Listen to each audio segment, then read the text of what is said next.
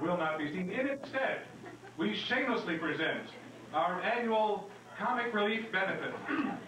Excuse me, it's a truly multifarious collocation of comedians coming up tonight, all creating a unique assemblage of whimsical fabrications and jocular strapping excogitations intermingled with key-witted jests, jabs, jokes, and other waggish executions, plus a virtual mouthful of mirthful perspicacious epigrammatic elucidations, and I think you know what that means. Yes, I borrowed a thesaurus. Anyway, a special night with a special collection of comedians for a special cause. Many of you here are involved with the Healthcare for the Homeless Network. The others of you should know that every dollar that comes in tonight goes directly to Healthcare for the Homeless, which I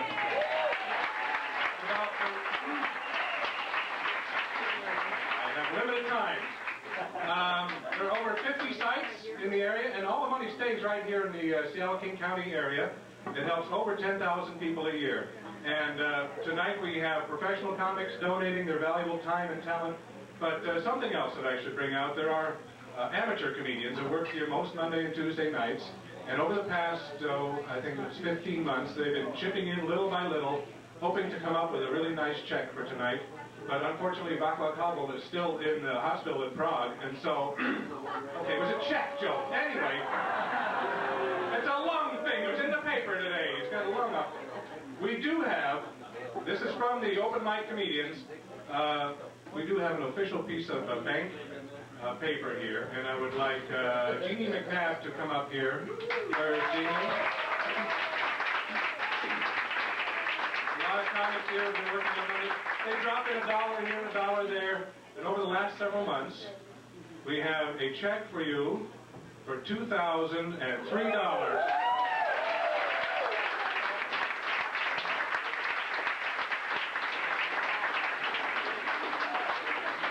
Tonight, there's a jar out there. That's what they put money into, and we're starting for next year. So if you have any extra money on your way out, drop it in the jar. For those of you new to the County Underground, how many of you have never been here before? Let me give you some of the house rules here.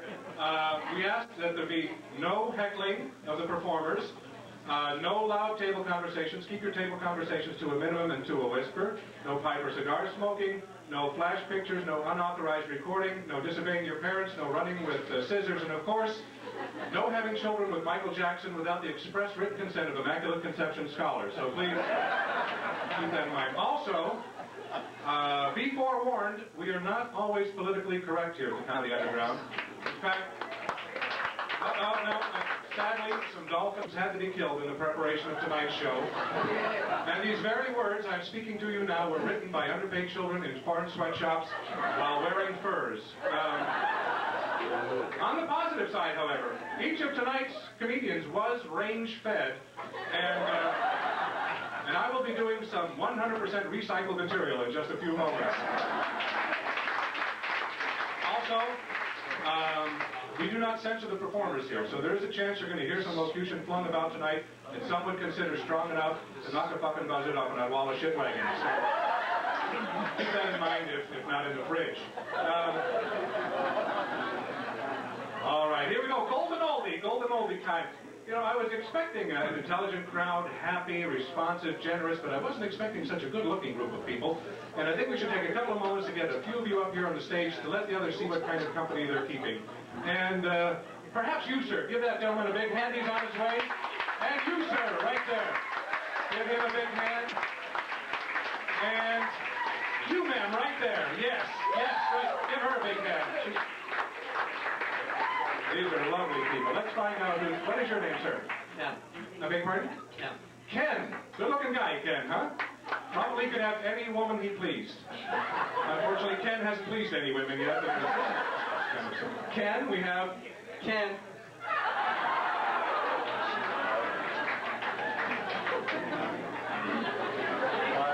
Is that really your name, sir?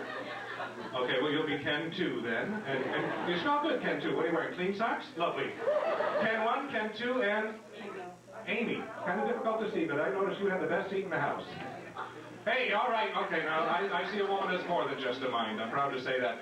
Amy, Ken 2, Ken 1, lovely people, I think ideal for the classic Comedy Underground Audience Fashion Show. Don't you think so? Yes. Amy, would you stand right over there, please? And then stand next to Ken, too. Don't touch him. You don't know where he hasn't been. Ken 1, you take the center stage. You've seen fashion shows before, so you know exactly what to do.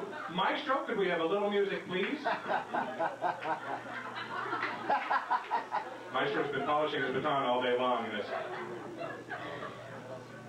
A little bit louder, please, Maestro. A little more volume. Just a little more volume. Maybe it's my hearing doing. Yes! Move around before they throw dirt on you there, Ken. Yes, here's a lovely, exciting Ken. In a Halston. Purina look that's all the rage this season. It's an elegant yet light-hearted approach to evening glamour. The full sweater by dehydrated French designer Pierre. Pulsates, yes, that's good. Make that sweater pulsate, Ken. Pulsates with weightless abandon and is available at the Gap between Rush Limbaugh's ears. Turn half a turn, please, Ken. Move the hands, please. No turn. Face, Amy. Ooh, the fresh and bouncy look of buns is a big feature in Ken's sexy pants. They're from the Ho Ho and Ding Dong collection by Hostess. Peppy the Pew footwear supplies a ship-kicking finish to this symphony of fashion. Thank you, Ken 1. Big hand for Ken. You may have your seat, Ken. Amy, I was just teasing with Ken. I'll be real nice with you. Just like a Nordstrom. Just like a Nordstrom. I only have so much time, Amy. Just right out here. Just like a Nordstrom. Yes, I'll be very nice. Sizzling with animal vitality! This Amy, in her ensemble from Calvinism. Notice the exciting but unexpected texture makes a virgin wool and Bob Packwood felt. Amy's matching butter soft. No, parquet. No butter. Amy's matching butter soft bra. Show the bra, please, Amy. It's by Dennis Rodman. It's by Dennis Rodman and is a catalog item at J. Edgar's Secret. Thank you, Amy. Finally, Ken 2. Yes, I want you to flow, Ken 2. Flow.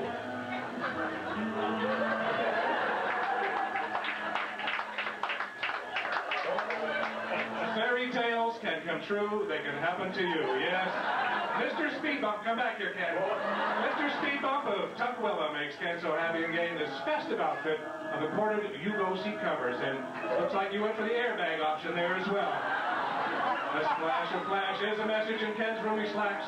They're designed especially for Wieners on Broadway by Oscar Niemeyer. Is that an heir to the throne wafting my way? Yes.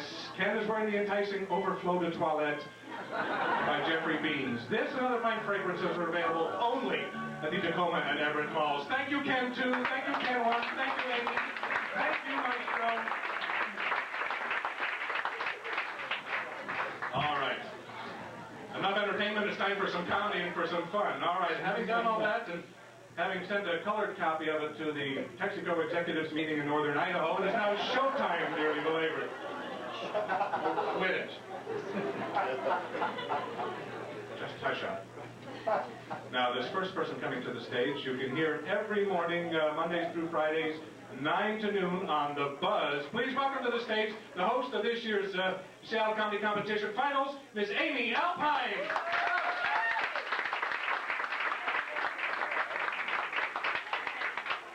Give it up for Warmenhoven up here.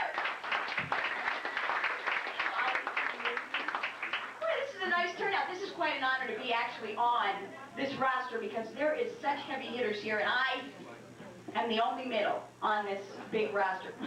You're going, oh, her, really? I'm like the Bob Dole of the comic relief thing here. This is Bob Dole on Letterman right here. They threw me a bone. Did anybody vote for Bob Dole that also supports comic relief? Let me see hands. They're all really frightened, yeah. One real drunk guy in the back. Bob who? Yeah! Bob Dole was actually offered a job at the Oval Office. He's going to be a pencil holder. Hopefully. Thank you. How are you guys doing? Good. These people are sitting in the front. They don't even want to know there's a show going on. They're like this. Just supporting a cause, goddammit. Leave us alone. They told us to sit here, goddammit. guys here. This crew is a little pissed off for some reason. You're not, there's one girl, 95 guys. No wonder. You're like a deer in the headlights right there. Don't buy me any drinks. Leave me alone. And I'm not going to point out who it is, but I go to the ladies' room before I do a show, so I don't have to do it during my show. My gift to the audience. Thank you. So, I'm going to get you guys. So I go to the ladies' room over here. There's this guy standing outside the women's restroom holding a lady's handbag. This is like the universal sign for whipped, isn't it? Now we know who it was, don't we? But we always see these guys, don't we, ladies? We see them, they're hanging in front of our bathrooms, or we see them at the malls. Oh, it doesn't belong to me. I'm just a show me right out. You guys are just sizing me up at this table, aren't you? She's a short little bitchy comedian. Who is she? We do that, though. Don't we make snap judgments when we see people for the first time? We can't help ourselves. This is human nature. Ladies, be honest with me for a moment. Another woman walks into the room. Don't we have to take that moment of hesitation, check out, see if she's better looking than we are? We can't help it. Guys have it so simple. Guys are just checking out your chances for getting laid, aren't you? I gave you up, didn't I, sir? Gotta face this way. And we women, we are bitchy to each other, aren't we, ladies? We're all, who's the new girl? She doesn't have much in the way of breath, does she? And look at that flabby fanny. Well, I'm prettier than she is. And the guys go, hey, wait a minute. No tits and a fat ass? I got a pretty good shot at getting laid. You know what I think it is? I think that we ladies are too competitive with each other as a rule. Don't you, ladies? I mean, a woman cannot just go up to another woman, honestly tell her how gorgeous she is. Because, ladies, what's the first thought that pops into your mind when another woman says, oh, you are so pretty? Works well for us, that's good. Right, she's lying or she's a lesbian. Thank you very much. It's true. It is true, right? It's true. I'm back in New York. I'm having lunch with my mother. Suddenly she gets this glazed look over her face. She goes, Amy, you are looking just lovely. I said, my God, my mother's a lesbian. And I don't get along with my mom. Any other women in here that don't get along with their moms? Two dysfunctional women in the room. Is that what you're telling me? You're lying. I know you're lying. No, not because she's not a wonderful woman, because she's always telling me what a wonderful woman she is. No, the reason is because my biggest fear in life is that I am going to turn into her one day. This is my biggest fear. I'm going to wake up one morning wearing my underwear up to my chest. How do you know what her mother's underwear looks like? That's what I want to know, sir. And my mother, this is my mother's favorite saying, Amy, diamonds are a girl's best friend. I said, no, Mom, diamonds are not a girl's best friend. Gay men are a girl's best friend. True, right? Because they like the same things we like, right? And there's no competition shit happening. And gay men are honest with us, aren't they, ladies? They will tell us what they truly think of our brand new boyfriend. Ow! Oh, honey. He just wants a quick tuna fish sandwich and he's out of here. Or how you really look in that brand new outfit you just spent a fortune on girlfriend. What are you wearing? Look at your midriff bulge in that. You look like a boa constrictor digesting its prey. You know what I'm saying? Now you know who all my friends are, don't you? I just got back from Montana. Anybody from Montana here by any chance? Yeah. Who's from Montana? Me. You're from Montana? Where in Montana? You have a clue?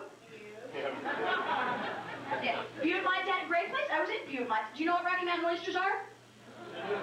What are they? This guy's so proud. Moose balls. Call on me, I know. I had somebody tell me they're cow balls. Cow balls. What is it, that special Hillary Clinton breed? They're bull balls is usually what they are, right? And back me up on this, Butte, baby. They eat them in Montana. Swear on my life. It's a delicacy there. Now, see, I'm from New York. I don't know from eating the bull balls, per se. But I'm on my way. Before I went, I'm reading in Glamour magazine. This guy from Clinton, Montana, was interviewed, and he said, oh, those Rocky Mountain oysters, they are just perfect for hors d'oeuvres. Because it tastes just like chicken. They're packed full of protein and no bones. Sign me up. But I'm driving through, swear on my life, I see this huge billboard that says, Testicle Festival, come have a ball. I'm Amy Alpine. Thank you very much for coming out here. Good night.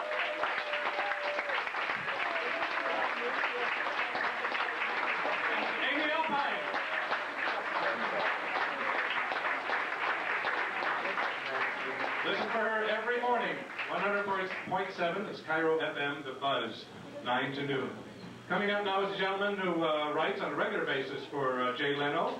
He has had many of his odd musical pieces presented on Dr. Demento's show, national show.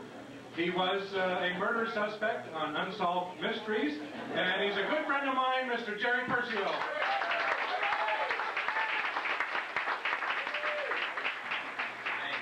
Thanks, folks. I'm Carl Ronald Pleasure, host for the evening. Carl. Carl's my friend. He said I could have his hair if something happens to him. You knew this. Did you know this? I just found this out. It's a medical fact. Marijuana stays in your hair for 3 months after you smoke it. I just found that out. I should have done that 15 years ago when this shit started falling out.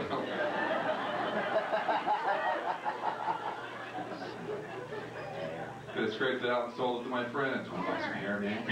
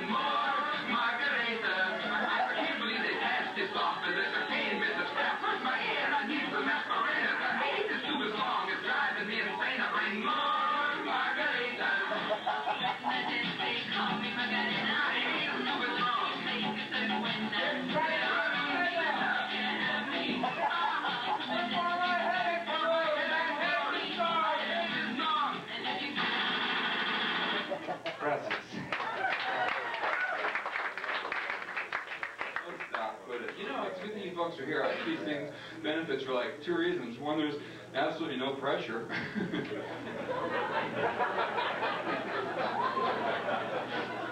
Second, you know, like it gives me something I can throw in God's face on Judgment Day after he's read off all the bad shit I've done.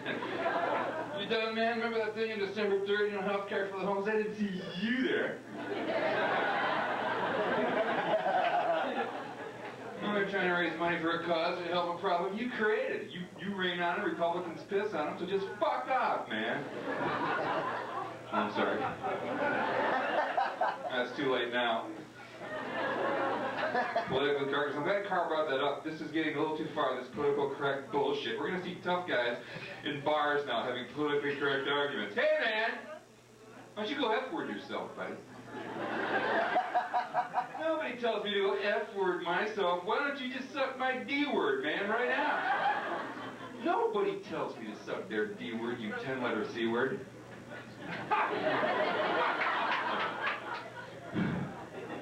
Nobody calls me a 10-letter C-word, you 12-letter M-word. You're lucky I can't count that high, man. Sorry. Is that politically incorrect? There's somebody come up to me before Dicho, that's Spanish for the show. Dicho. Is that politically incorrect? Guys do that. Yeah, right, Bob. You ever see women going, yeah, right, Tracy, expect me to believe that? I don't think so. Get out of here.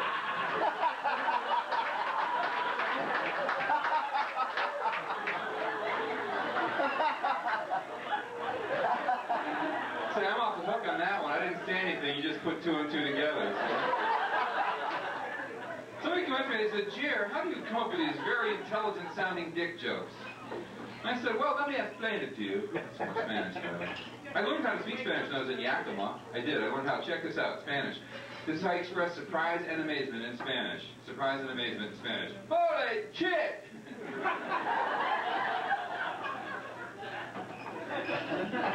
Choose what you put on your feet.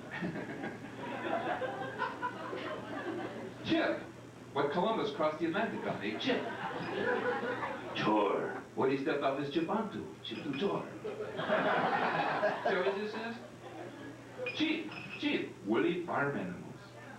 There's always a delay when I do that. Chat, past tense of chit. Somebody said, how do you come up with great dick jokes? I said, well, you know, they're intelligent-sounding dick jokes. I don't write them. Lou Dobbs from Moneyline wrote me a killer dick joke today. Lou Dobbs, CNN, Moneyline, wrote me a great dick joke.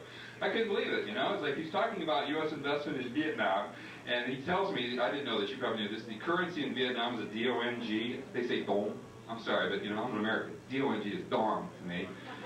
Then he says there's 11,000 dongs per dollar.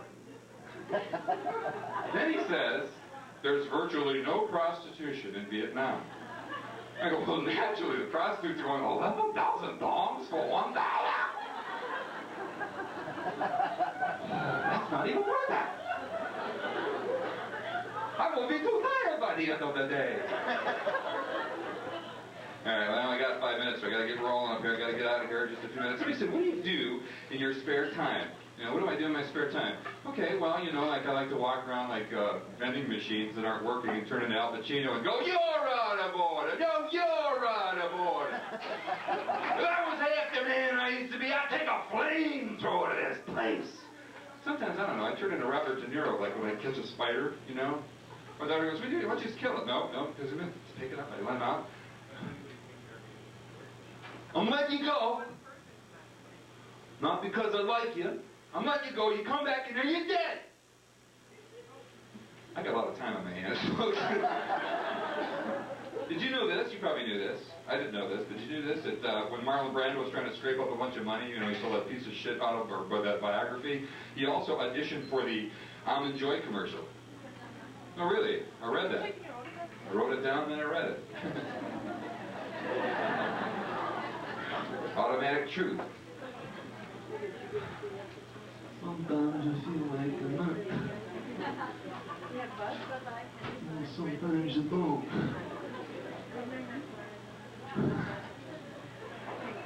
Let me tell you something, Almond Joy's got nuts.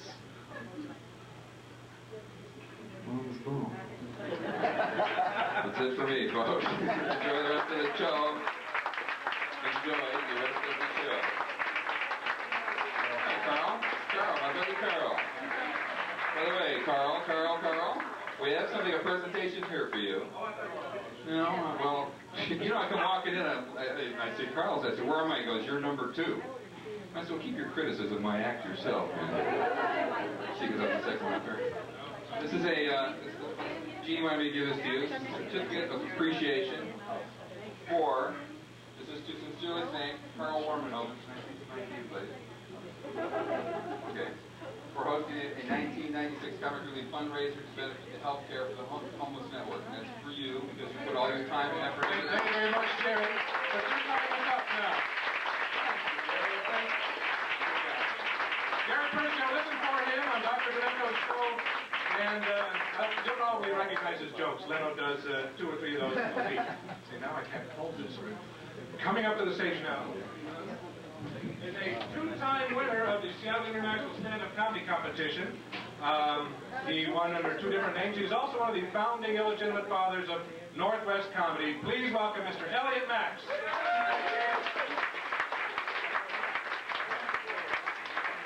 Thank you very much. Let's have a big hand for that guy. Thank you very much. It's nice to be here tonight. Of course, I'm from Ballard, so just to see people up this late is kind of a treat. Those of you unfamiliar with Ballard, Ballard's kind of like a large Norwegian convalescent center, and it's nice. It's a good neighborhood. Anybody here from Ballard, by any chance? All right, I thought so. I saw 73 Dart in the parking lot, and you don't know that's the official pace car of the Ballard 500. You tell the official Ballard guard because at first glance it appears to have no driver. And as you get closer, you see him hanging onto the window. They bought the car thinking they'd grow into it. You have the seatbelt dragon too, which is more or less a Norwegian curb feeler. And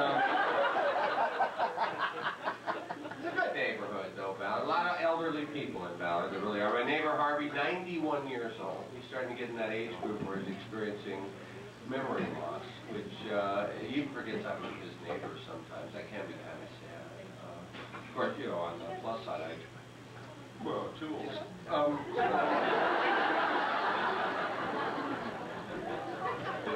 Big garage sale this weekend. If you want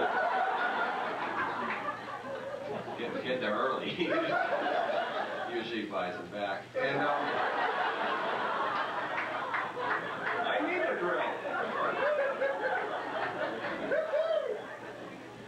Good neighborhood to raise kids. I got kids. We have 4 kids in 6 years, and no more. You know, it's funny. We got cable, but they're good kids. You know, people are always asking all these questions. You know, like someone can mean, you know, what are their names? Are they in some kind of protective custody? They're not. They're out in the car. I left the heater on. You know, they get work on.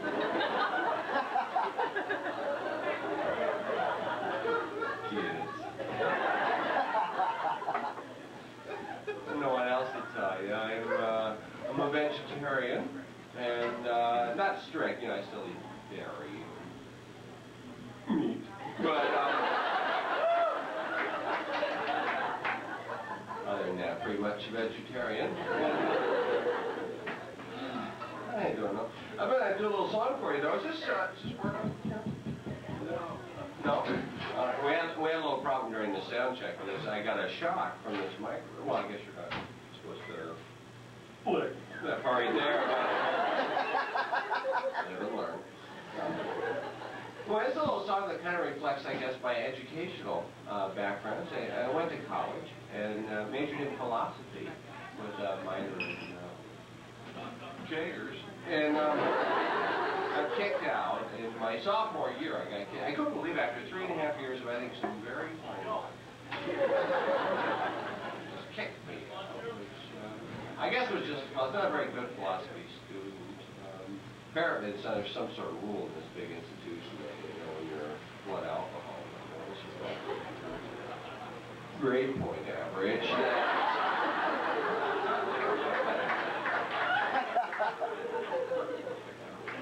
I guess did anybody here major in philosophy by any chance? Okay, we rarely get an answer on that usually, you know, at least right away. If they did, they usually have to mull the question. Did I study philosophy as a rhetorical question? Which I mean specifically, am I here? Well, geez, I think like asking for shy people, they don't just jump right up. You know, hey, I'm shy!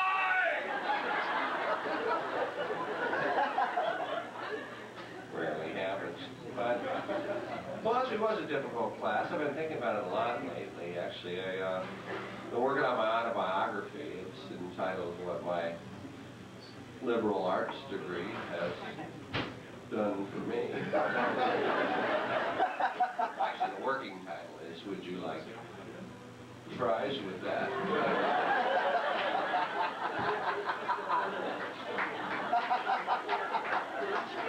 Anyway, it's a little song that kind of reflects, I guess, my philosophy on it. Can we get a little mood lighting on this, please?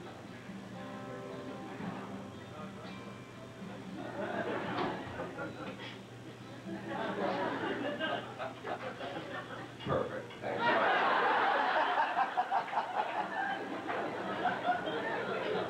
A little song that kind of, I guess, reflects my philosophy. I hope you can relate to it.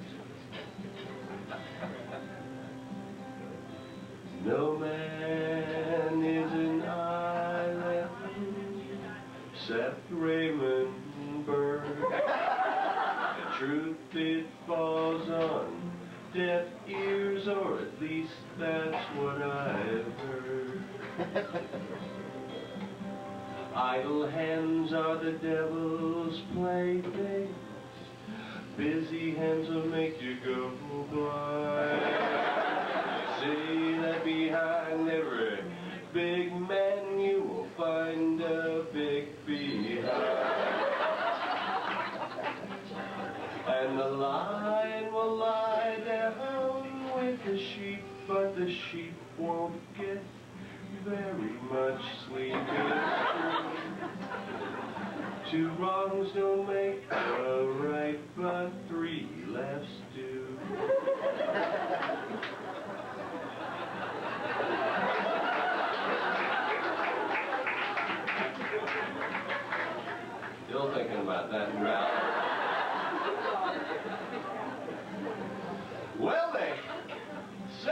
that a house divided is a duplex. A man without vision shouldn't drive. Well, I say men can live by bread alone. Well, you know, we get constipated. You can do it. People say dogs are man's best friend. That one's not true. That one's stupid man's best friend. Right. My best friend don't poop on my carpet.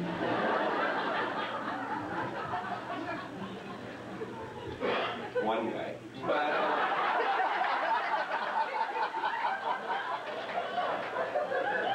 doesn't come over that often. What about the really important questions in life? Questions we actually do ask ourselves from time to time. Questions like, why does minerais take 5 minutes to go? If ignorance is bliss, why are they happier? Why do men have nipples?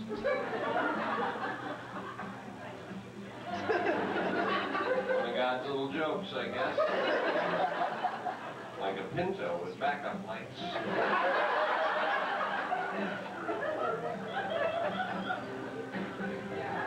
Laugh and the world laughs with you.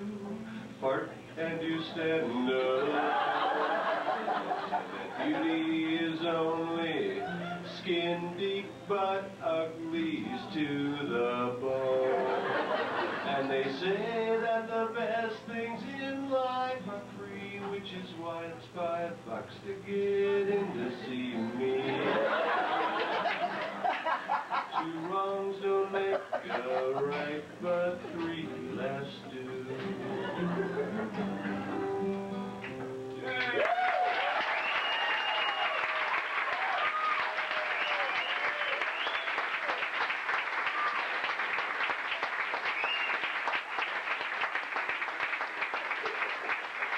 Elliot Max.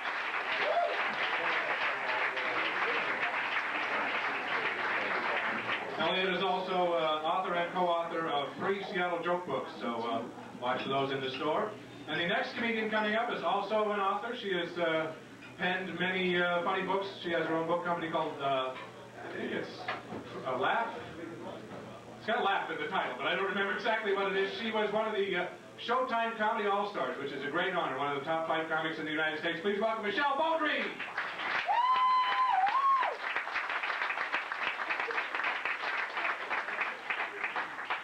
An hand for Carl Warmenhoven being sweet to us tonight. Come on, fuckers, a hand for Carl Warmenhoven.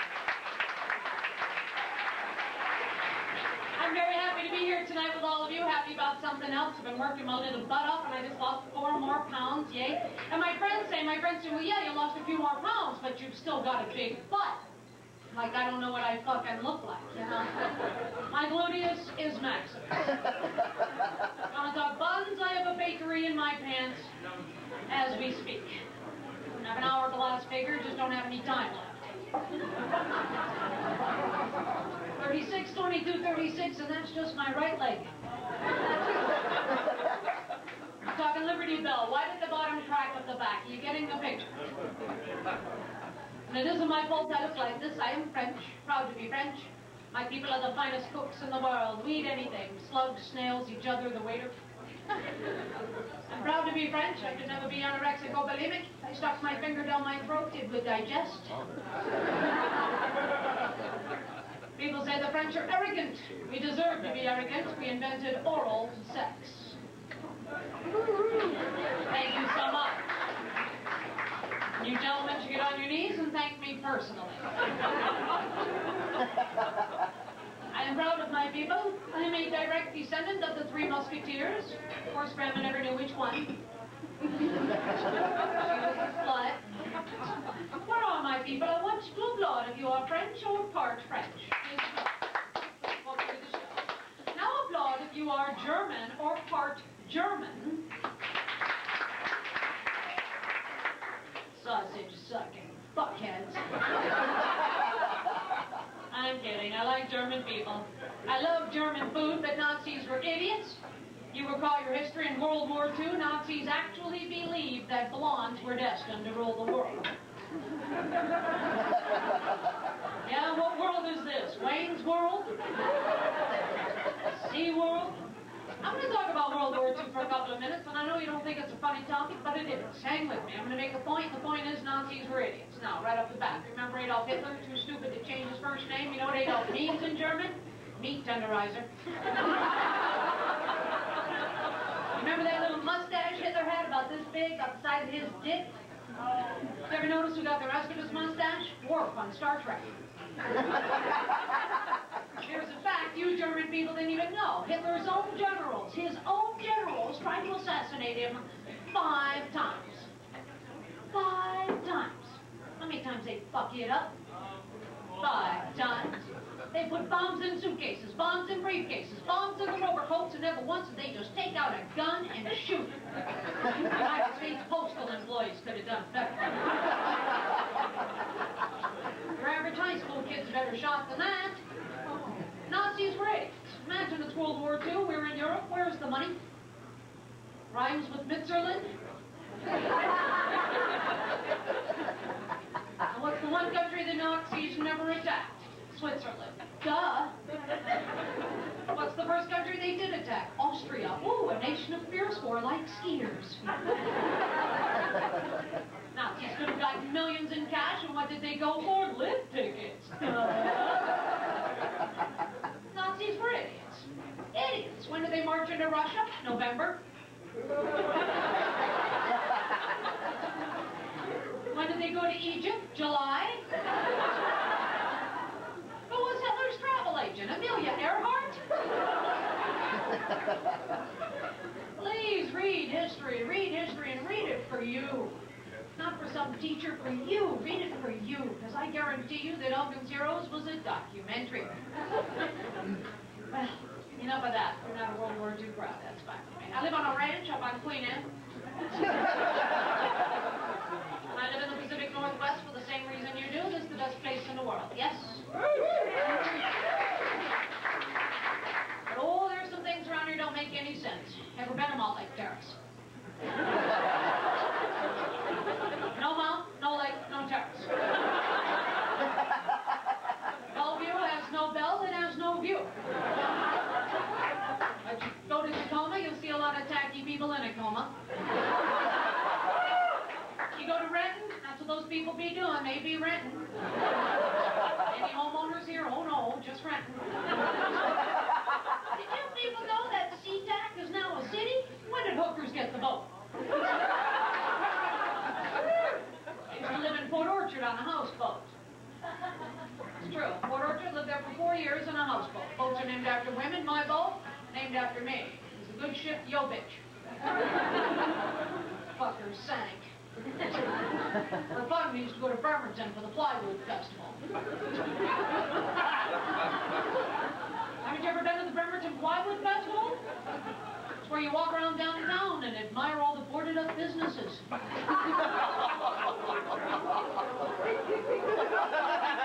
shit tomorrow. But I do love the Pacific Northwest. We have lots more comedians going to come up here, so I'm going to bring Carl back up, and thank you so much.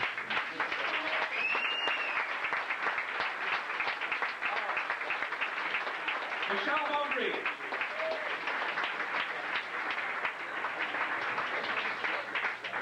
She's short. I'm nuts over her.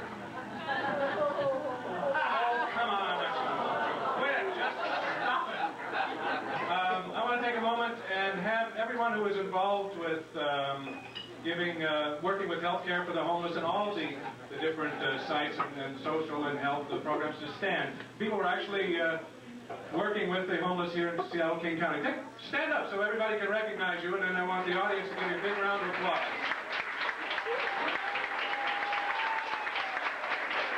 Very dedicated people. Thank you very much. Coming to the stage now is a gentleman who was a recent finalist in this year's comedy competition ended Sunday night here at the Comedy Underground. Out of like 100 that tried out, and then 30 got into the competition, narrowed down to 10.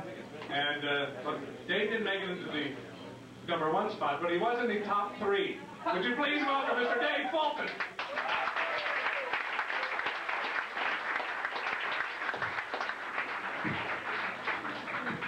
Count backwards or forwards, and I still came in the top spot. Number 3. Woo! Yeah! Seattle. You know, I've only lived in this town for, I don't know, a few months. 6, 7 or something. Seems like longer. And I gotta ask you guys, you know, in a town known for coffee, you'd think that people would drive a little fucking faster.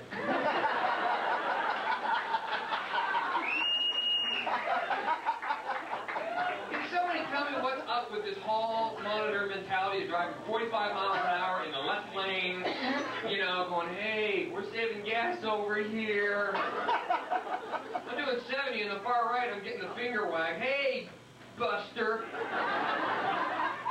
Yeah, you with the purpose right there, yeah. You better be on your way to a recycler.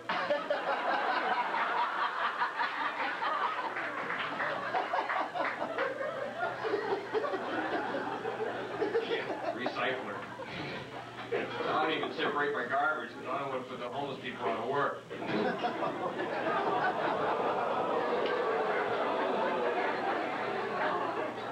Man, am I not politically correct. I'm what American used to be referred to as a personal opinion kind of guy.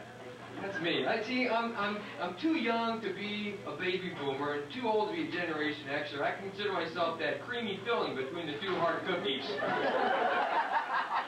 Just waiting to be scraped off by the lower teeth of society. That's me.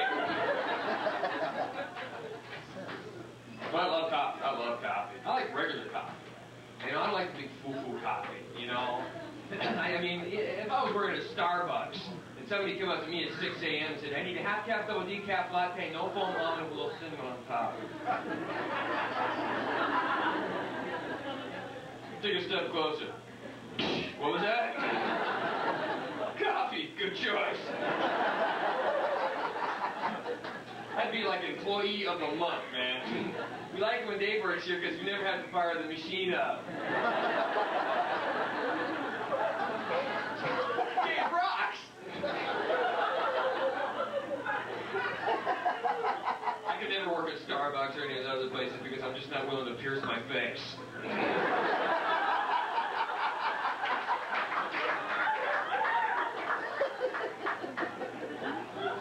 Besides, it's all that steamed milk sound makes me nervous. That whole, I mean, you walk into places and you hear that.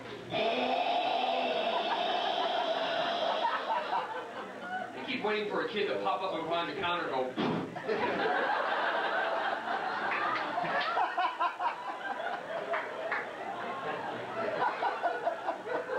Ain't no cream on mine, I'm set, thanks, man.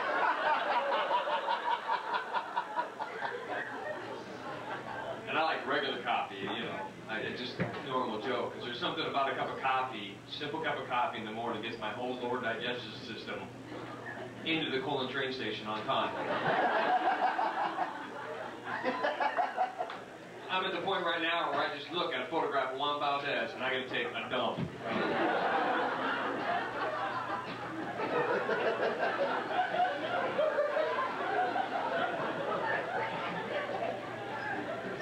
You know, dropping kids off in the pool, right? Yeah, been there.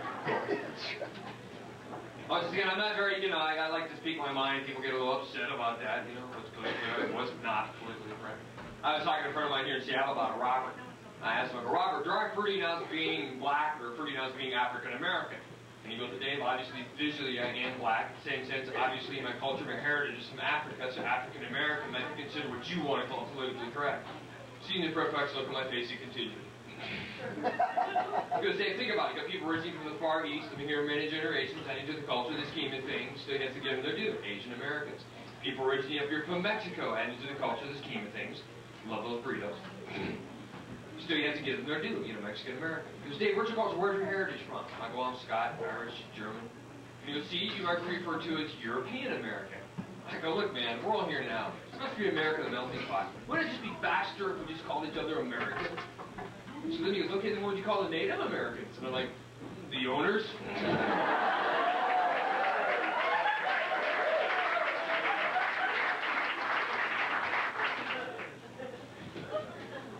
I should tell you the reason I moved to Seattle, actually. The reason I moved here was to get out of a relationship. I left. I was living in Colorado with a woman. I like Colorado. For one thing, it's a really easy state to draw.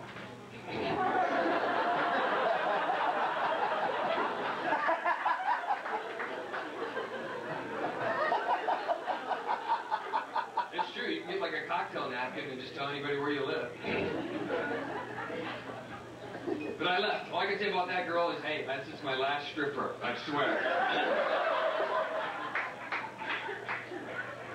But I came up here. And then the thing is, that's when I learned something very important about myself. I mean, I was like emotionally distraught. I never had anybody hurt me that bad. It was like somebody just ripped my heart out of my chest and went, you want it back? Okay, here you go. Yeah.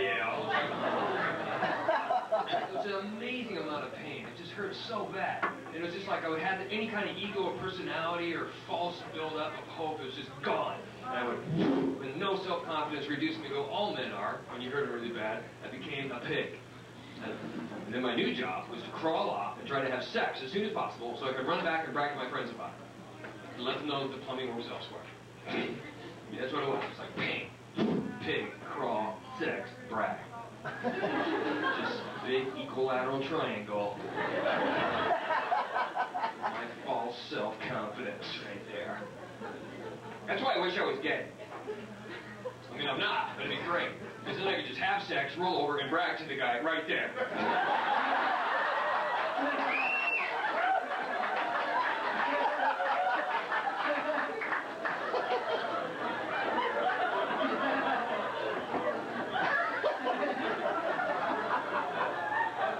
That was a little off. That was an ear type. Okay.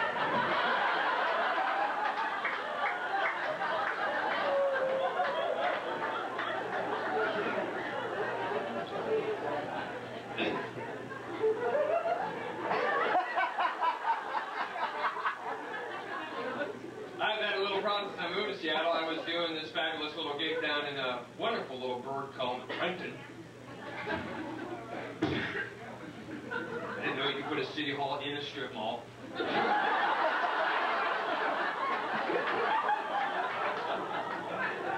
Anyway, it was late at night. I was hungry. I got a pizza, you know, a normal pizza, a round pizza, and not one of these big sidewalk-looking colon-busting bastards that needs like a cup of coffee and a bran muffin to kick all that dairy product out. No. A normal round size pie. So now I'm trying to get home for the pizza cool. The cop pulls me over speeding. You know, I'm freaking because I was speeding on I-5. You know, cops pulled me over. You know, I look like a mayor of Methadoneville.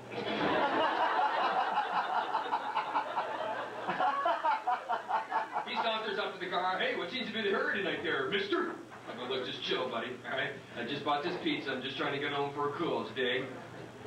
Now, if you ever get a cop that not only do they give you a ticket, they give you some sort of life phrase that's supposed to change you right there. I get one of these guys. He's like going, well, then maybe you better think about slowing down or you might be delivering that pizza to Jesus.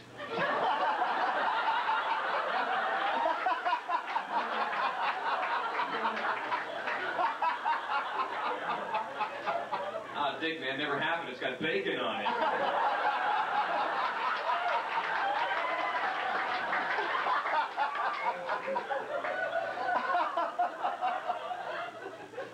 You see, Jesus was Jewish. Jewish people don't dig pork, bacon's pork. It's a funny fucking joke, man.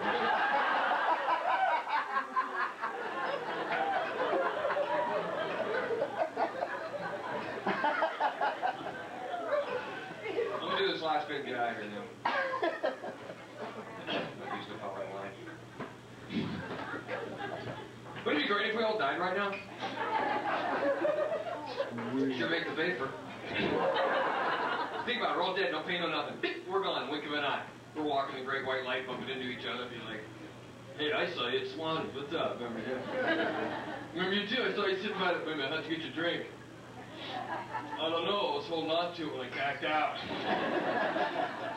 Hey, get your own. Of course, you try to sneak a drink into heaven, right? You got behind your back.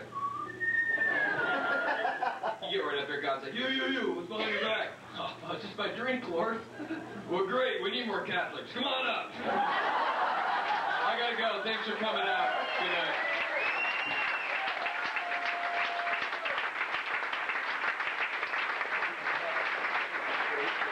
Dave Fulton.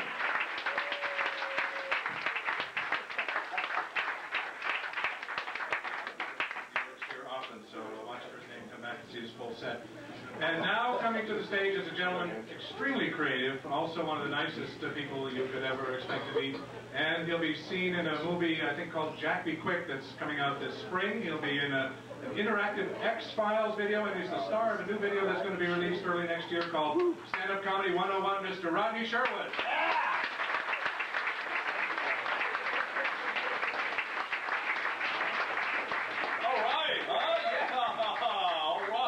Tuesday night, Swanee, packed house, yeah.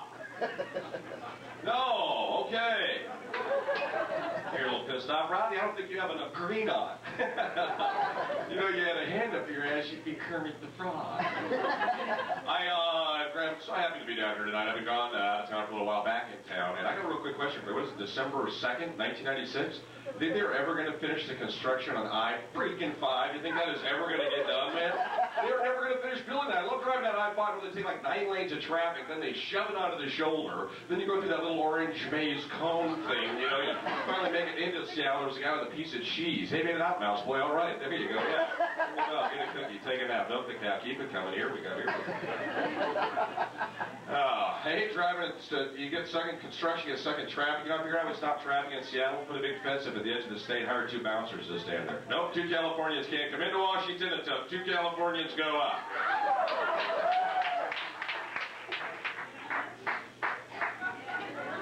Got from California, you know. Sassy.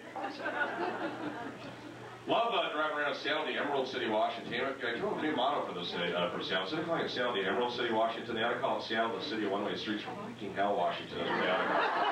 I'm surprised any of you made it to the club, man. I drove down from Edmonds, I get up the freeway, I'm like, one way, I'm back in Edmonds. What the hell? How'd that happen? I drive around in Seattle, you finally make it downtown, you finally get a parking spot, then you get a ticket from one of those meter maid witches from hell. Figured out a great way to get back at meter maids. Every time I see one of them drive by one of those stupid little 3-wheel cart things, I always go, hey. Yeah, I want a fudge sickle? And a creamsicle. Hey, put some music on next time. I can't even hear you coming. Pick it up there, Easy Rider. Let's go. Leave me alone, mister. Got sick and tired of getting parking tickets. You know what I finally broke down and I paid to pay one of those paid parking lots. Has anybody done that lately? What a treat. Now, do you think that the guy that designed those slots for the dollar bills could get me? Freaking smaller, do you think? Stand outside the rain, freezing my ass off, doing origami, you know? Hey, look at the crane.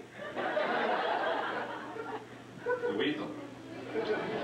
Got a cost today while I was walking around downtown doing some shopping by a group of these 16-year-old little punk freak, midget punk bastard freak punk, 16-year-old bastard freak punk kids. Oh, man, we're now, mister, you got any money for malt liquor? Hey, man, liquor, I don't even know her, okay? Get out of here. 16 years old, you seen the fashion craze for these teenage boys to wear their pants like way down here on their butt? Have you seen that? I walked up to this kid, I was like, buddy, come here. Yeah, you're right there, Scooby-Doo. Listen, come here. You want to know what? You know, you're going to look like that eventually.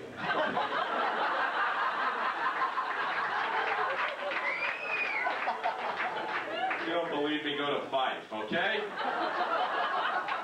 In such a hurry to grow up there, Calvin Klein. Tell you what, here's $1. Get some ice cream from the meter maid, which goes, well, why don't you do that, huh? Yeah, I know, unfold it. You're not paying attention. 16 years old, man. They're little mini plumbers. All that butt cleavage hanging out the top there, running around. Yo, word to your pipe wrench. 3/4 inch tubing in the house. Figured out how come the gangs in this country are carrying guns, because it is so much easier to shoot you if you piss them off than run you down. Because with that low crotch, they really can't get a good strike. Come on, he's getting away.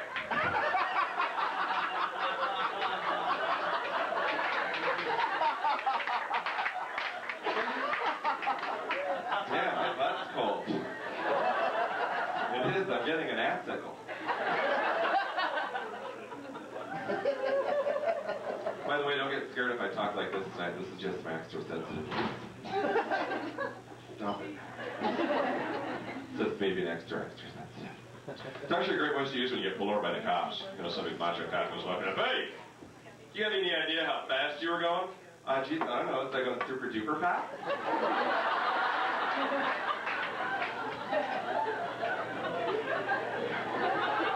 You better go ahead. I think I'm going to do the paperwork on this one. Okay, well, gosh, be careful out there on the Main Street officer. Hey, I think you dropped your pistol. You keep it. A pistol. Right here, my love hole.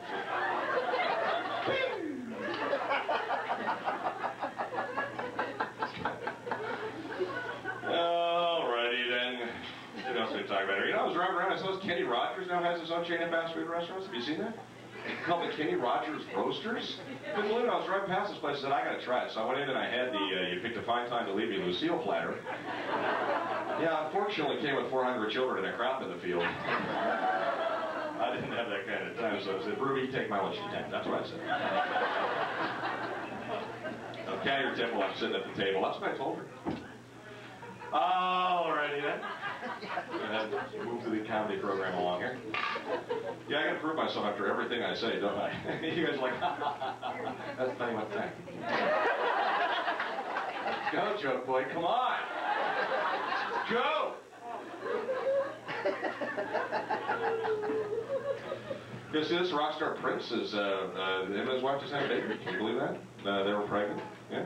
It's having a tough time deciding a name for the child, so we're going to call it the baby formerly known as fetus.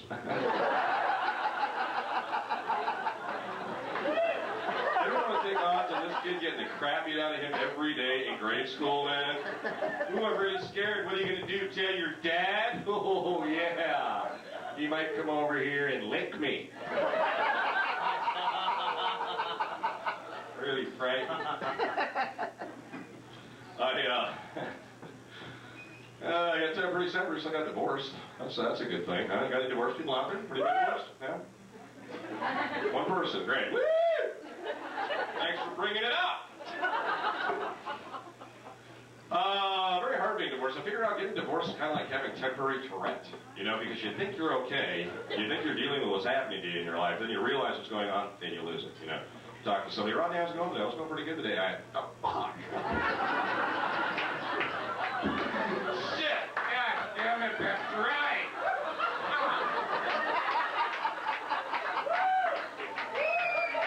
Oh, hi, I'm sorry.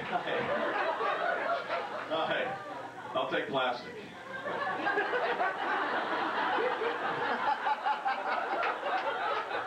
Double bag that if you could. I got a ways to walk. She took the car. But I got a laminated bus pass, and I can go anywhere I want as long as I keep my transfers to bookie.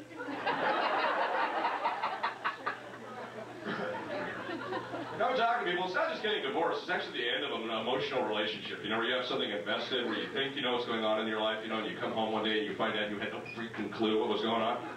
It's actually a physical pain that transforms you from the inside out. You know, you be talking to one of your friends, Rodney, how's it going? How's it going? Today's a good day. I'm having a good day today. Some days are better than others, but, you know, what are you going to do?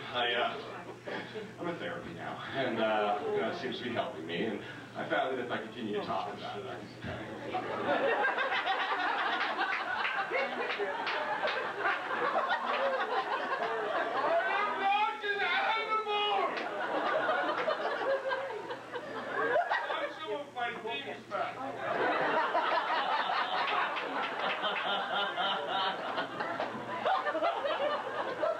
Truth right there, folks. Now, you know enough of the great food that they serve down here at the comedy program. I'm going to with me after the show and grab some food at Denny's. Anybody ever eat at Denny's? Anybody read their stomach pumped? Because the show takes a human body 24 hours to turn food into crap. Denny's does it in about 6 minutes. Did you know that? Or it's free. Sorry to complain, you don't have to pay for it. Thank you. You guys get a chance to go to a couple local venues, really shit a couple of their seeds with basketball fever. They went out, they hired all the out-of-work basketball referees they could find to be waiters. So I don't go there for the food anymore. I just kind of go there to watch these guys work their tables, you know. You see, they're like, we got coffee right here on the double. I need some cream with that. That over there. Sorry, what was that, sir? Table 0303. I've got a top salad with Thousand Island dressing.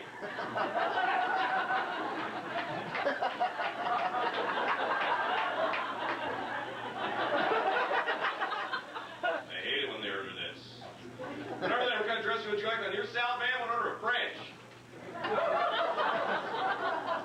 Take your time with that one. And sir, was that, sir? Table 0404. I've got a Caesar salad.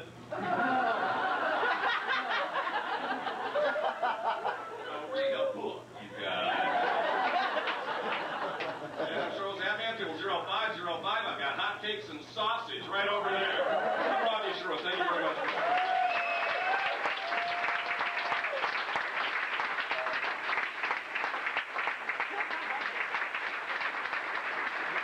Robbie Sherwood. Washburn and all those things, the X-Files Interactive, and also Stand-Up Comedy 101. I'd like to bring the Director of Healthcare for the Homeless Network, Joan Haynes, up here with a special presentation.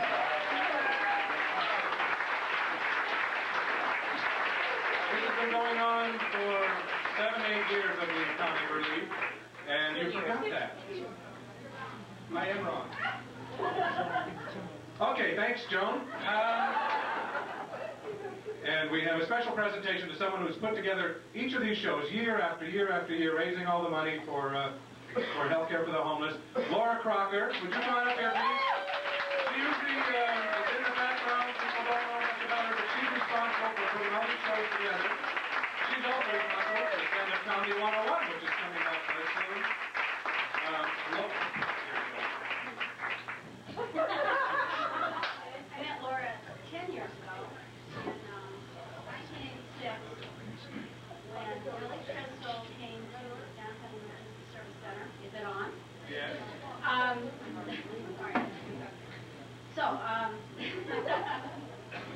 Laura came to watch Billy Crystal and Mayor Charles Royer do a press conference at the downtown Emergency Service Center for the first comic relief, and it's wonderful.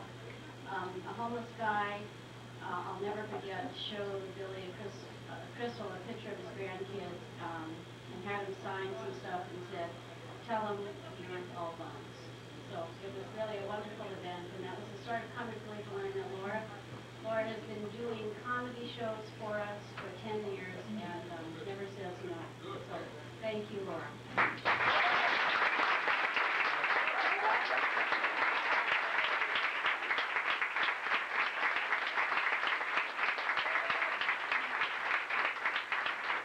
Actually, I think the comics really would like to say thank you to all of you who are the healthcare providers, because we sort of all have the easy part.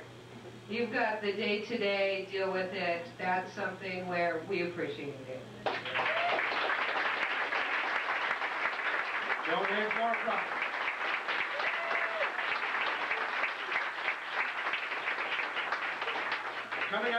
Coming up now is someone who's been with the Comic Relief show since the beginning as well.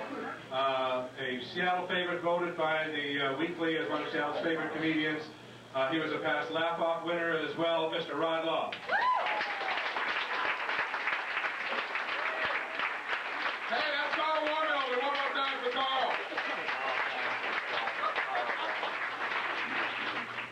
It's always nice to come down and do these. You know, I do every minute that I've ever been asked to do. I've always done the right thing and done the benefits. The only one I turned down was the Skinhead Relay Parking Association. That's because they always scratch my car when I go down there. So that's a whole other conversation. Well, I got good news so far. We got 3 minutes 45 seconds to go from the Forum. Sonics 100, Lakers 99. So this is right now. So we'll see what happens. We got 3 minutes 45 seconds to go. And let's face it, after the Seahawks game Sunday, not enough Prozac in town for any of us. come on, man. There was a run on Prozac at halftime, unparalleled in the greater Seattle area. You know, and that's what confused me about that woman jumping off the Space Needle with that faulty parachute. I was thinking, don't we have enough Seahawk coaches and players who want to jump off that Space Needle? Why you got to get up there and jump off with a parachute that didn't work? Did you see that? A parachute didn't work, and I'm thinking, here's somebody who had way too much of something in a latte following the meltdown of the snow. No snow! Woo! Don't jump off the Space Needle! This is a woman who has lost control of her kids. The two kids were there and watched. She's lost control of the kids. Can you hear her now 5 years from now? Be careful on that bike. Be careful on the bike. Who jumped off the Space Needle? Shut up about be careful on the bike.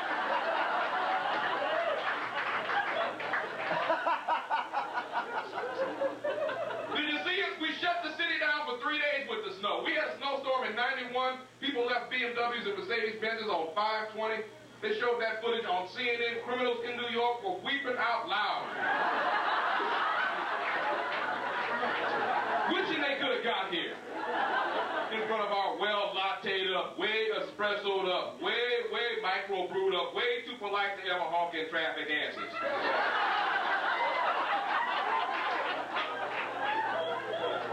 No accident, kids. Look, Mount Rainier's out again.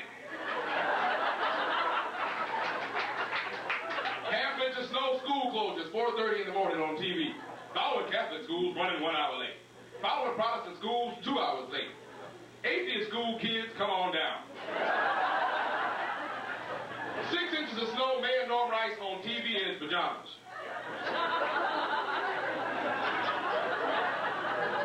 I prayed all night, but prayers were not answered. So I'll stay home today unless you're going to travel using a Metro bus. I'm thinking, you know, Norm, you're right. If I'm going to be terrified, I might as well be with a group of terrified people. Screaming, crying, buck-bleeding, eyeballs this big, hair standing straight up on our heads.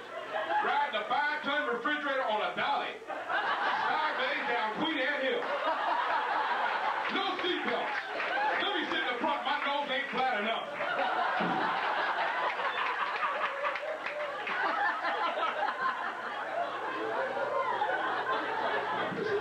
I'm in Spokane, 46 inches of new snow in Spokane, an excuse to get in the truck and haul ass down to the liquor store again. Drive real fast all the way there.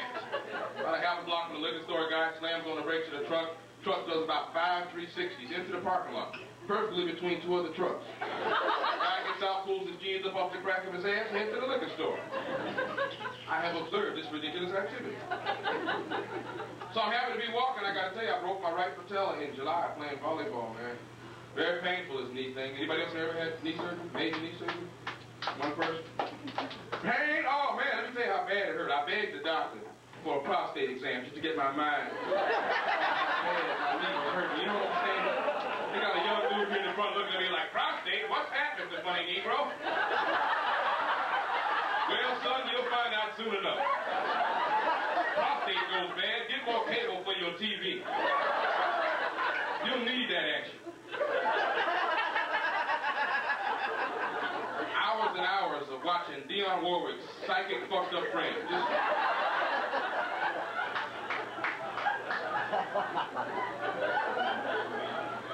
So I live out in North Seattle. You know, we're sitting around having a little quiet Thanksgiving dinner. Thursday afternoon, suddenly gunshots ring out in the neighborhood. I'm thinking, damn, gunfire. Somebody pissed about some dry turkey. Then I find out it's just bank robbery. Hollywood. And typical of our Mayberry with skyscrapers, law authorities. And you know this is Mayberry with skyscrapers. Gotta be, you know, sea lions every day in the lobby. Bone apple teeth. More steelhead. And look, green piece to protect my greedy butt. Snow, paranoia. You know, Mayberry with skyscrapers. So anyway, this guy has robbed 14 banks. Hollywood was the nickname he went by. We found out he was holed up in a trailer, just rather than to go down, shot himself in the head. Dead in the trailer. With the sound of the first gunshot, the Mayberry with skyscrapers police department filled the trailer up with 33 rounds of bullets. Then waited 4 hours.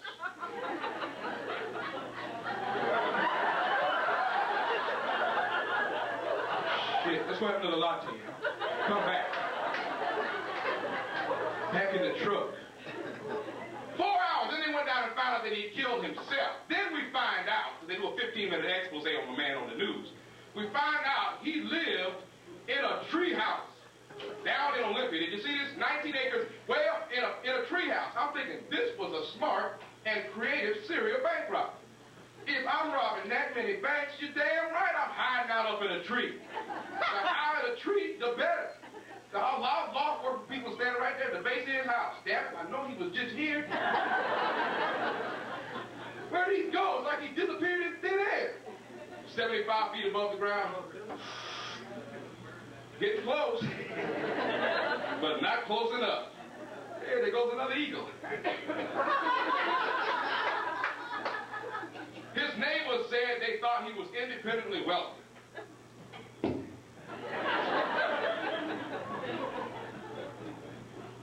You know, that's what happens when you're white and live in a little small, lily white town like Olympia. Okay, if he was black, they'd have called the police right away. Yeah, there's a black guy living in a treehouse. I don't know what the hell is going on. So they're communicating with the apes. There's some goddamn thing going on up there. I'm telling you, black ass is up there all day. I don't know what's going on up there. Other Negroes going up in the trees. I saw them in a movie one time.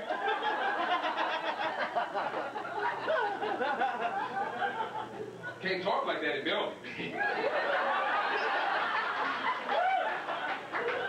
Don't get me wrong, I love Bellevue. Bellevue and Indian word meaning bored, sneaky cop with radar. Don't get me wrong.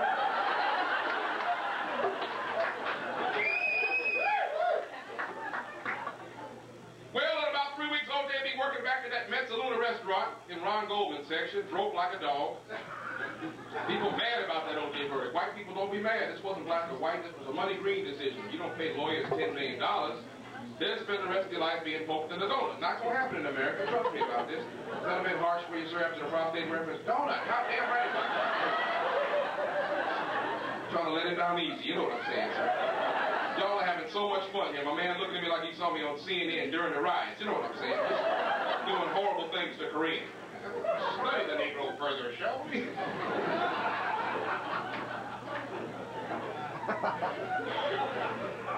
Cato Caitlin. Cato, what episode of Fantasy Island was Cato Caitlin? Black millionaire shows up his fantasy to have some shiftless, good-for-nothing white dude hanging out free at the guest house in his mansion. I'm thinking, OJ, shiftless white boys hanging free at your mansion. At least dress him up like a lawn jockey. Make him stand in front of the house.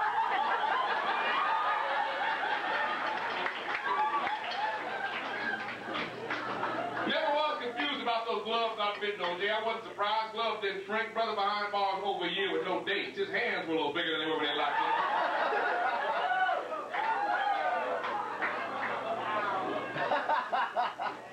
So, relax, Mom. I'm a recovered Catholic. I know all about that. Now listen. That's bad. I was up in Sitka, Alaska. I was a judge in the Great Alaskan Full Set of Teeth Contest. Again, no winners to report. All that aside. It's a fascinating place to go. No-nonsense mosquitoes in Alaska. They're just like the mosquitoes in the South. Anybody here ever been either to Alaska or to the South during the summer? And see, did you check the mosquitoes out, my man? Unbelievable. They don't sell off insect repellent. In the South, they sell fuck off. I've never seen mosquitoes like that.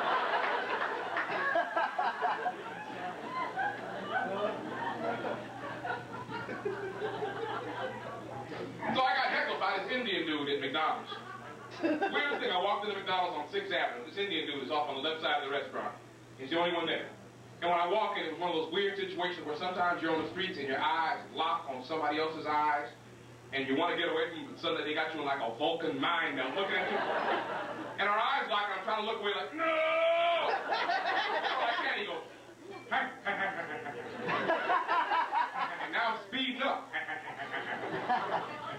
I almost in the bathroom. Hey, you black fucker. I'm flashing. I'm standing in the bathroom. I'm thinking, wow, that's odd, man. My ancestors had nothing at all to do with coming to this country and telling his ancestors to walk west till their hats floated. And by the way, have another cocktail. Why is he talking to me like this? No punchline. They just had to tell you what happened. Amazing thing. I was quiet like a Seahawk home game in here. Indian called you a black fucker? Where's the funny in that? I want to show you guys something. I get the chance to go to L.A. once in a while. I love driving down at night. I like to pull out my freeway helper in traffic, take full advantage of how scared people in L.A. can be in traffic at night. If you shine that infrared beam you see right there on the dashboard of the car in front of you, very, very quickly get the driver's and light up the interior of his car. Guy's got a rifle on the car. Holy shit, brother. That's Cato dressed like a lawn jockey driving that car. I pulled this out in Canada. I got 5 guys in Canada right now in detox. You know what I'm saying?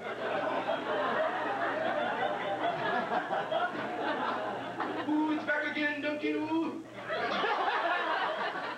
No more coconuts for me. That's a wonderful country to be drinking beers. 6 beers in Canada, I'm ready to go grizzly bear hunting with a stick. That's a no doubt. We got a Canadian beer drinker right here. Canadians were flexing after Ben Johnson won the gold medal. I was up in Calgary. Ooh, did you hear about Ben? Did you hear about Ben? Fastest game to where's Canadian? Did you hear about Ben? Next day, Ben Johnson tested positive for steroids. He's not a real Canadian, he's a black guy.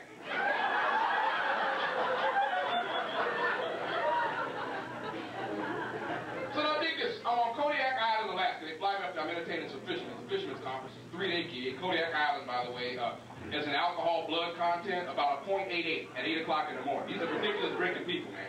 Now, I'm at this guy's house I'm staying at. He's living right on the beach. And a real nice house. And the guy's got a black Labrador dog that, as I find out, is a Frisbee freak. I'm in the front of the house with my man's dog, and I'm like this wrestler with him. I get the Frisbee out of the dog's mouth, and I'm trying to bond with the dog. So I'm out there tossing the Frisbee with the dog. But Frisbee's not a real black sport. You see brothers on ESPN.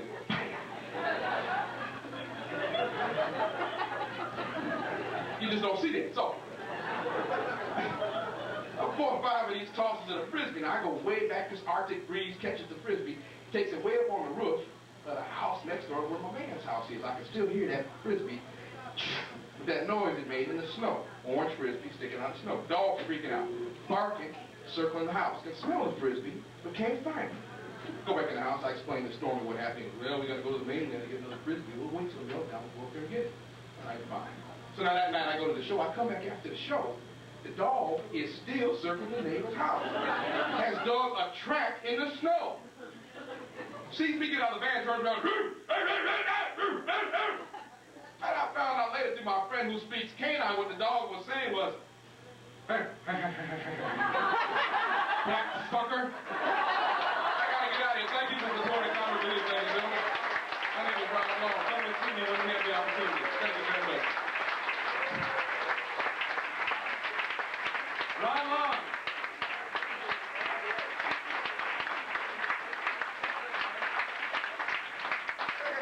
We have Ron here at least once a month on Sundays called First and Long, where he does kind of a sports wrap-up and topical humor. So watch for that name, Ron Long. Moving right along, this is like, we have headliner after headliner. The gentleman coming up now won last year's Seattle International Stand-Up Comedy Competition and went down to San Francisco to the granddaddy of all competitions, the biggest in the United States, the toughest, and he won it. First Seattle performer to win down there. Please welcome Mr. David Crow. One of the funniest Australian guys you're going to see. Thank you, Carl. All right, I always enjoy watching Rod Long, and I don't know if you noticed this, but his impression of Norm Rice and his impression of a white guy, same voice. It is. You gotta listen closer. Apparently Norm is Canadian or something. I'm not Canadian. I'm from Kent.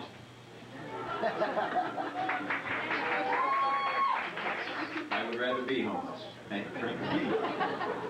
I don't know if you knew this about Kent. Kent, Washington was originally named after Kent, England, because during the Norman invasion of 1066, Kent, England is where William the Conqueror landed with all of his troops and put up a bunch of warehouses to store all his crap.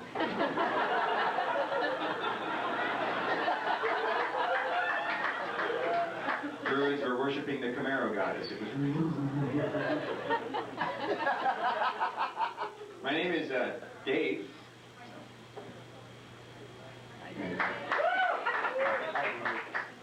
Hi. Actually, sometimes I get called David, but to be honest, it's usually pronounced David.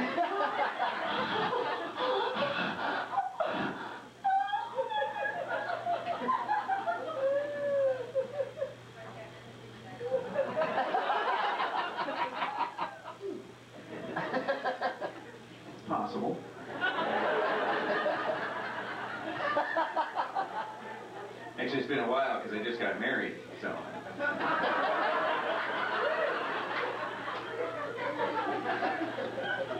My wife is very thin. She's a vegetarian. She's like 98 pounds. She doesn't even use a pillow at night. She just puts her head in a Triscuit.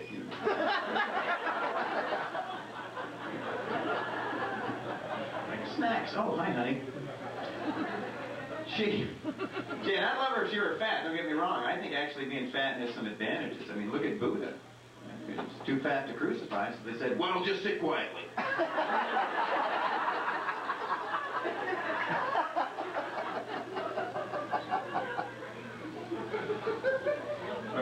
We love taking holidays.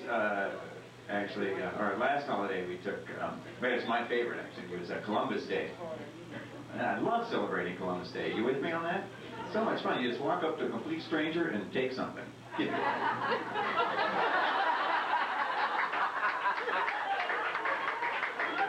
Action smallpox. There you go.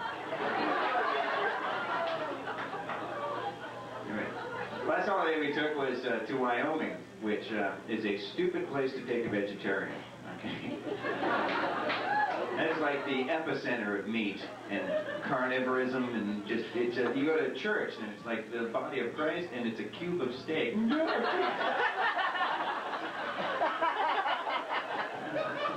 Oh, you'd think they'd be running out by now, but.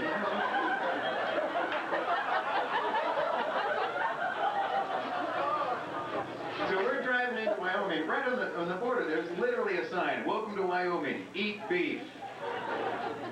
Like any other state, we would have been fine. Welcome to Idaho. Eat potatoes. Welcome to Wisconsin. Eat cheese. Welcome to New York. Eat this. Welcome to Oregon. Wow, it's the beaver state. So.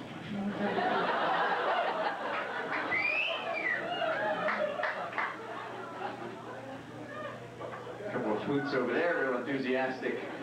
Oregon, that kind of explains the Oregon Trail movement in the 1840s, doesn't it? I got a secret. I'll tell you when we get there. Shut up. Yeah!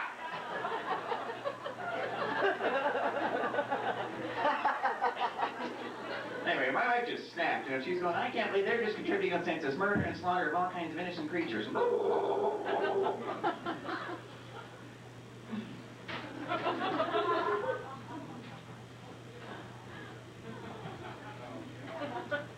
She doesn't look anything like this, so. I don't know how you guys see it. The way I see it is everything we eat we have to kill, right? Vegetarians, they just choose to kill things that can't run away. What chance does lettuce have, for Christ's sake? Oh, my head on the soil. Hey, man, all right. Ow! Hey!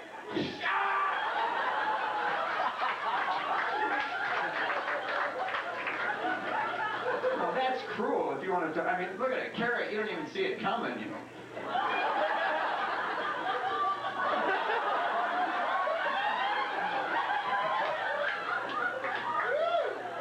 These cows have an option. Let's move. Come on. Get them in the eye. She will eat seafood, though, so one time instead of a hamburger, she got an oyster burger, which I don't recommend. As far as I can tell, it's just a fancy name for with bread. Okay.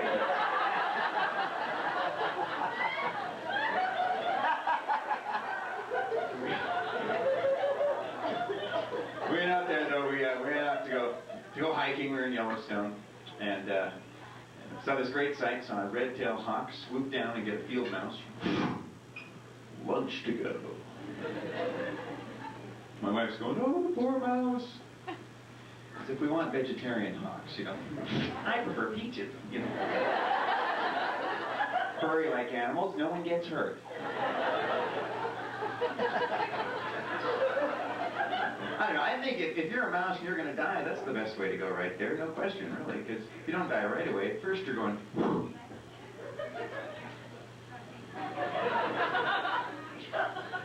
how the hell did I do that? I am flying. Check me out, man.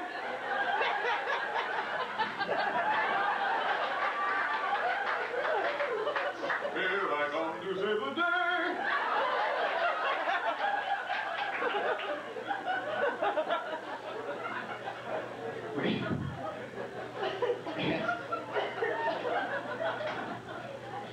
This is such a nice town, Seattle. We don't like to kill animals in Seattle. I mean, it's a general rule. The sea lions down there at the locks, right? With the liberals trying to save them, which is so ironic. Makes no sense. You know, these sea lions, they're killing an endangered species. They're fat and greedy and selfish. They're Republicans is what they are.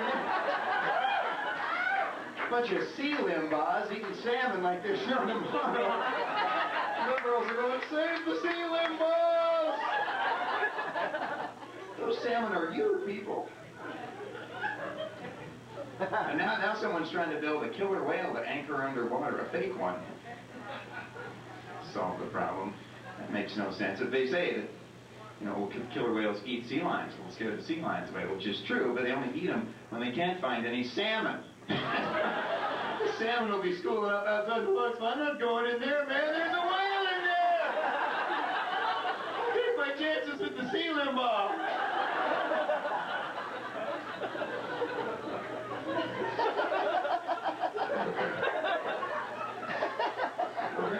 We're very nice people, but that's why I was so glad Gary Locke won the election. I mean, politically, I don't know. It's just, you know, did you watch the debates? Right in the middle of the debate, I don't know if you saw it, but Ellen Krasnow actually looked over and said, "I'll get you, my little Gary! And all your little homos, too!"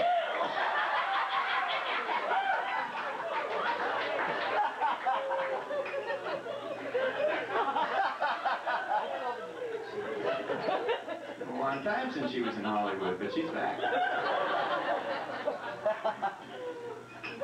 I don't have any kids myself or anything. My wife and I don't even have pets. It's just the two of us. We did look after her niece last year for 6 months, though, which was kind of interesting because she was 16. And yeah, I know, only respect for parents. I didn't know how hard it was to discipline a 16-year-old girl. One time she actually ran to the living room in her underwear. I was like, hey, put on some music.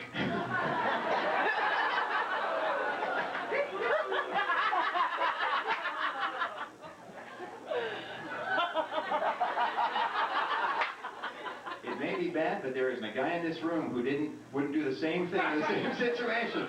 They're going, sorry, honey, he's very bad, honey. You were my only idol of affection, honey, and I never look anywhere but, hey, well, I mean, so wait till she has my drink. That's why I'm looking at my drink. People are uptight of that, and there's a reason for it. And don't worry, I'm not trying to spread ill favor or, you know, weird sexual innuendo, especially these days. You know, the state of California actually just passed some legislation legalizing chemical castration for violent sex offenders. Oh yeah, now the women are cheering. I heard that. I was freaked out. What the hell is chemical cat? You know, step right up here, dip your nuts in that bucket of acid there. Oh, don't forget to lift up your winky. Trying to take away your desire, not your directional control. You know what I'm saying? Sounds too harsh. I got a plan. Here's what we need to do. I think it'd be more effective. All you do is you cut into the head, take the nerve that causes sexual arousal, and exchange it with the nerve that causes the ice cream headache. Check her out.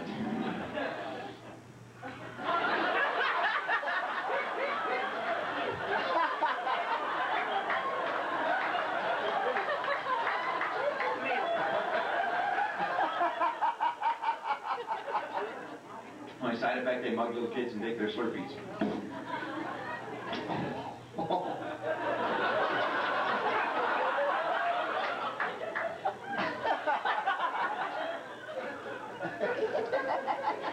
Not so bad. Writing it up to my mother. Anyway. You know what I find good? It's interesting. It's a great country we live in. And I made this funny observation about religion, which I think it's great how we have like one religion, say Christianity, but it changes depending on where you go in the country. And it's fascinating. Like I was down in New Mexico, right? And in a Catholic church, and the crucifix at the head of the church was I'd never seen it, just covered in dirt and gore and gashes and bruises, you know. It kind of scared me until I realized, no, this is just the whole Latino influence. Jesus Cristo es de muy macho. Oh, they beat him standing with a crown of thorns on his head. He just smiled and said, Pontius Pilate, kiss my ass. He's in that position, you know, which is, you know, it's because he's frozen, but he starts moving. It's,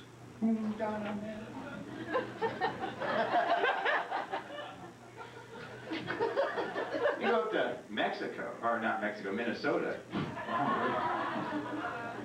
and you have the whole Lutheran influence, where the Jesus is very clean and neat, not fat but well fed, very white, which is weird for a Middle Eastern guy. He went to the cross not because he wanted to, but it was just the right thing to do. In the church I grew up in Seattle, we had the West Coast Sport Jesus. It's like a guy on exercise equipment, the cruciflex. These huge pecs, biceps, rock hard abs. I'll be back. Thanks a lot, you guys. Thanks for your support. David Crow.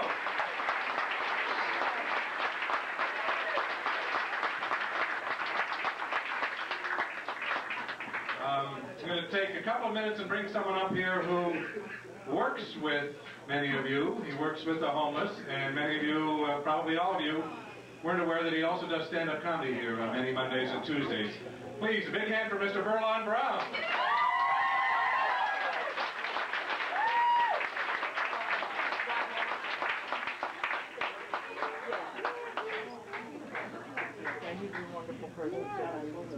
Thank you.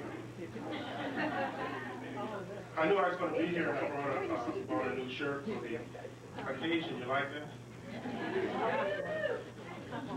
I got it at the Big and Tall store. You know, the big part, not the tall part. Yeah, when you're my size, you got to get something to cover your stomach. That's very important. You got to get something to cover your stomach. That's kind of like having a second butt.